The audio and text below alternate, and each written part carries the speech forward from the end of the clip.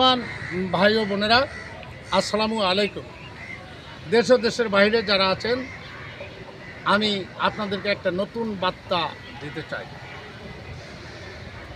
শহীদ সম্রাট সুলতানুল আউলিয়া হযরত শাহ আলী বাগদাদী তৎকালীন ইরাক হয়ে উনি এই মহাভারত প্রবেশ করলেন। মানুষ যখন ইসলাম ছিন্ন বিচ্ছিন্ন হয়ে গেছে, ইসলামের পথে নাই, মুসলমানের আখ্যায় তারা পরিণত হয় নাই, তখন হিন্দু রাজা হিন্দুপুরীর মতো ছিল।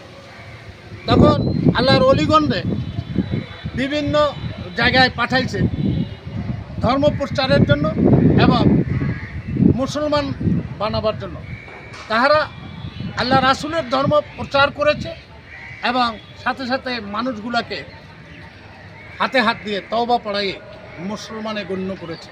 এই কাজগুলি শুধু এদেশে অলি আল্লাহরাই করেছে। তাই আল্লাহর অলির এক কেরামতির কথা আপনাদেরকে শোনাব। সেই কথাগুলি হলো এরকম: হযরত শহীদ সম্রাট সুলতানুল আউলিয়া তার হাতের লাঠি আজকের চিন্নি গাছে পরিণত। এই গাছের ছাল, এই গাছের পাতা, এই গাছের মূল, এই গাছের ফল সব কিছুই ওষুধে পরিণত হয়েছে। কেউ যদি এক নেয়তে সে এই গাছের ফল খায়, নিঃসন্তানই তার সন্তান ফিরে পায়।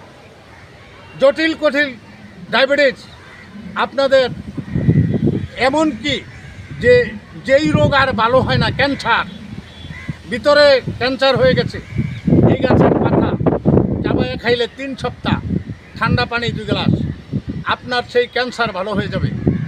আল্লাহর ওলির হাতের লাঠির গুণাগুণের কথা আপনাদেরকে শোনালাম এবং এই গাছের ছাল, এই গাছের নিচের মাটি, এমনকি এই গাছের পাতা, এই গাছের ফুল, এই গাছের ফল সব কিছুই ওষুধ।